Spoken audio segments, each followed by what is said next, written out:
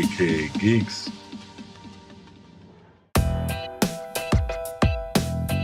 Hey everybody, welcome to aka Geeks. This is real news. I'm your host Sean. Let's get right to it, you guys. First off, big news for X-Men fans out there.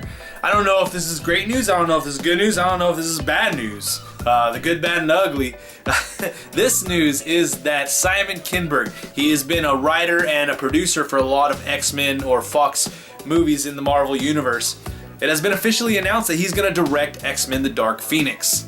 Also with this news is announced that James McAvoy, Michael Fassbender, and Jennifer Lawrence will be returning to reprise their roles in the film. It has not been known whether they are going to return for sure, but I've spoken about it before, and it was in the works, it was in the cards, and it's true. So what do you guys think about this news? Simon Kinberg, his first movie that he's gonna direct. His directorial debut is gonna be this big of a movie. Something that we didn't get from the first trilogy of X-Men because Bryan Singer left to do a crappy Superman movie. Now, is this gonna hurt our chances at getting this Dark Phoenix saga, or just one movie that's just something that's there for a moment and you're like, whatever? I don't know. I mean, he's been behind the camera in a sense as a producer. He's been on set. He's written these films. So he has an idea, but he hasn't directed anything yet. So I don't know where this is going to go. Bryan Singer is going to be on as a producer, but in which way is he going to help shape this film? Is any of this film going to have some of that Bryan Singer taste, some of what he wanted from the original Dark Phoenix saga, but it didn't come out in the film X-Men The Last Stand? I don't know. I hope so. We will see in the future.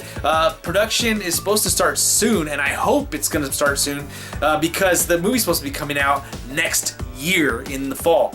Also announced is in talks is Jessica Chastain to play the villain of the film. She will be possibly playing the Shi'ar Emperor Lilandra. The Shi'ar are coming to the Earth to fight, kill, stop the Dark Phoenix, and that's the storyline behind it. But you get an actress like Jessica Chastain. She ain't gonna pull no punches. She's a freaking amazing actress. I can't wait to find out more about this film, to find out what direction they're heading. Now for news regarding Mission Impossible 6, Tom Cruise and Christian McQuarrie they're working on it diligently as of right now. It hasn't started production filming yet. I haven't heard of it doing that yet. But it has been announced this week that Michelle Monaghan, she announced this on her Twitter, that she is going to be returning to the series, playing Ethan Hunt's wife in the film. This is interesting. I wonder what they're going to do with this return of her character. Are they going to keep her in the background at the end of the film like in Ghost Protocol? Or are they going to bring her in? Are they going to make this film go closer to home for Ethan Hunt? It is very interesting. I'm very, very much looking forward to this because the films have only gotten better since 3. Like I remember 1, I liked 1. 2, I saw some of it, didn't really get into it too much. 3, oh man, I liked it. 4, Ghost Protocol. Whoa, wow, awesome. Rogue Nation, oh my goodness gracious. This one, I am really excited for this. They keep doing a great job. They're giving us a solid product. I am looking forward to see what they're going to do with Michelle Monaghan's character and where they're going to take the story. I think they're going to bring it close to home for Ethan Hunt, and that makes me a happy camper. Bring it back a little smaller, more personal, more intimate type of movie, but keep it with the action. Oh man, I'm looking forward to it a lot. And last bit of news, you guys. Tom Holland, Spider-Man Homecoming. He's playing Peter Parker, Spider-Man. In an interview recently, he let slip that Spider-Man Homecoming is the initial start of a trilogy for the character. Now, I've talked about the contract that he has, that Sony has with Marvel, and how many films he's going to do, but this might reveal some more news about the contract that he has with Sony overall, or it might also affect that contract with Marvel, that there's more to it than we thought. I really hope that it's kind of a combination of both. That because Sony has the rights to the film overall, they're still being able to do their movies with Marvel as a production studio that's helping produce it.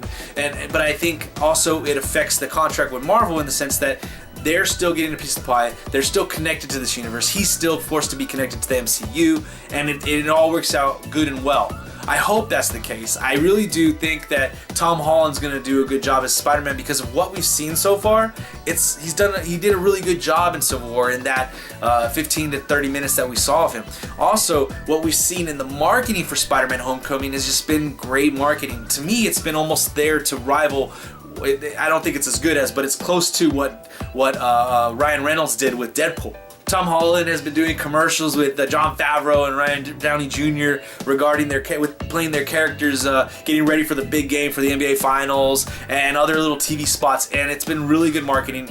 They have been showing a bit more of the film. There was one recent TV spot that showed a handful of options that his suit can do, of things it could do, which I don't recommend you guys watching. If you don't have to, don't watch it, because you want to see kind of some of that stuff in the film in action. So it's been a really good marketing strategy for the people at Sony with Spider-Man Homecoming. Hopefully this means we're going to get more Tom Holland as Spider-Man, and everything that I'm envisioning this movie to be, hopefully it's true.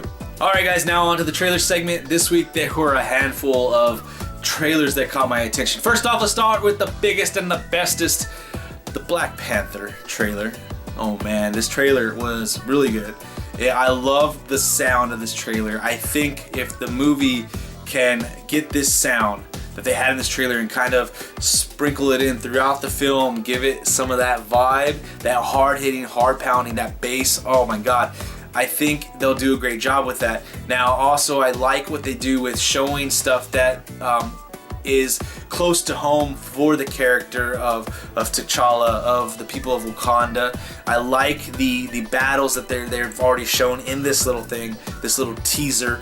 I like what they showed with Black Panther and hiding in the trees trying to protect his land, and it's really good. I do think that they do need to clean some stuff up.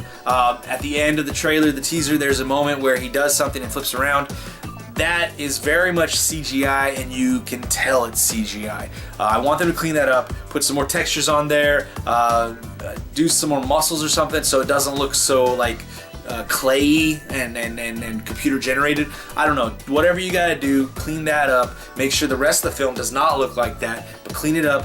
And we got what, 8 months, February 16th before this film comes out, so we got quite a while. I'm looking forward to this, or the 18th, I can't remember, and just do those little things to make this movie the best you can make it. Next up is the new trailer for Detroit. This film, man, I'm really excited for this one. That first trailer was awesome. This one's awesome.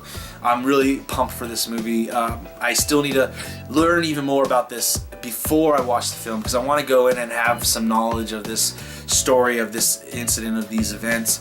It looks good. I am loving John Boyega in this role, and just, you guys go check out this trailer. Go check out whatever you can about this, the Detroit riots in 1967, and educate yourself, you guys. Next trailer is for the film Flatliners. This is a remake of the one from, I think it was the early 90s, late 80s. And this one it's okay. There's something about it that I like seeing Ellen Page back. I haven't seen her for a while in films. I don't think I've seen her in a film since she came out like publicly. At least I can't remember anything recently from her, which I like her as an actress. I think she has a spark to her that I need to see. You need to see her in more stuff. I like what she's done. I liked her in Super. I liked her in what's the one where she's pregnant and Michael Cera's in there? I can't even. Juno. She's a good actress. This story is interesting, but I think there's more to it, and I've never seen the original, so I don't know what that story is. But I don't think the trailer overall was that great, because they gave us a little bit too much of what was going on. They could have kept this trailer a little bit more behind closed doors and shown us more of other things, instead of giving us like what starts happening A, B, C, and D. They kept on going and pushing the envelope before, like step by step, and I think that's where they made the mistake. Pull back a little bit on the trailer, give us a little bit of that horror stuff, but you don't have to show us how they get there. You could have done a better job. I'm interested in it, but they got to do more to get me, to pull me in. And last trailer for this week, it came out I think yesterday, is Daddy's Home 2. Now, I did not watch the first Daddy's Home yet. I didn't think I was ever gonna watch it.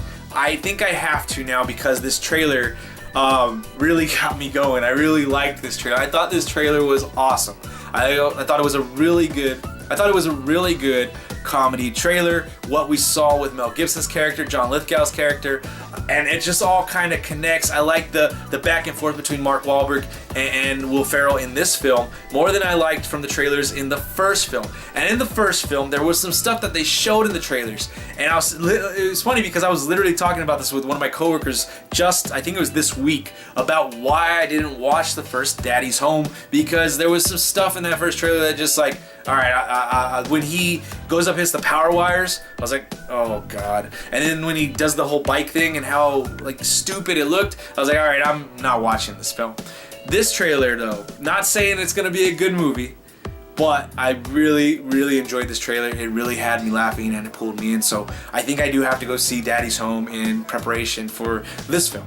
Alright guys, now on to the in-theater segment. This week there are a ton of movies in theater. I guess they were all waiting to give Wonder Woman a little bit of space because they all came out this week, it seems.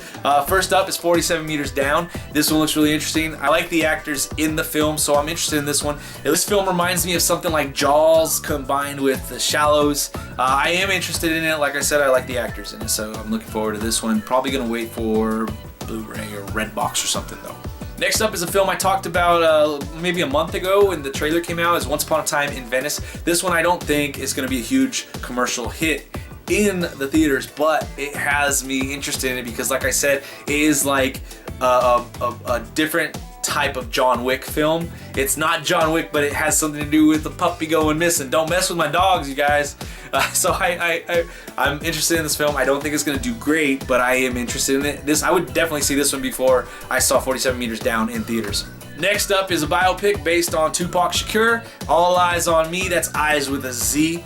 Now I haven't been hearing much about this film. I don't know what portion of his life exactly it's going to entail, but the trailers look interesting. The guy's spot on, looks like Tupac, so it is interesting. But I've never been a big fan of biopics, so this is another one that'll probably wait until Redbox or Blu-ray for myself. Next up is the raunchy female comedy Rough Night. This one I don't know whether or not I'm really into it or not. If somebody asked me to go watch it, I would say yes, for sure.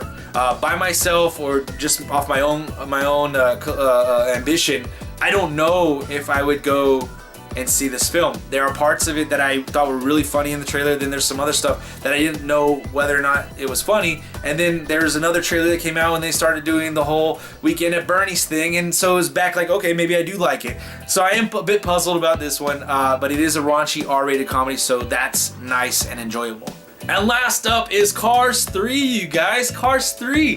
This one from the trailers, I'm really pumped for this one, but I've heard that it's not a great movie, that it doesn't bring you in. It's just kind of surface level stuff. So I am definitely still even more so interested in this film to find out if that is true, to see if it is just a superfluous movie where you don't care about anything else, or they don't do a good job of making that emotional connection with you. I want to see, I want to find out, because it's Cars, man. It's Cars. I know number 2 was terrible, but number 1, I really liked it. This one looks like in the trailers like it could be a return to greatness, but based on what I've heard, I don't know. Alright guys, that's it for Real News this week. Remember to click the like, share, subscribe buttons down below. Leave your comments, questions, suggestions in the comment section. Let's have a great conversation about all the topics I discussed today. And I will see you guys next time. Peace.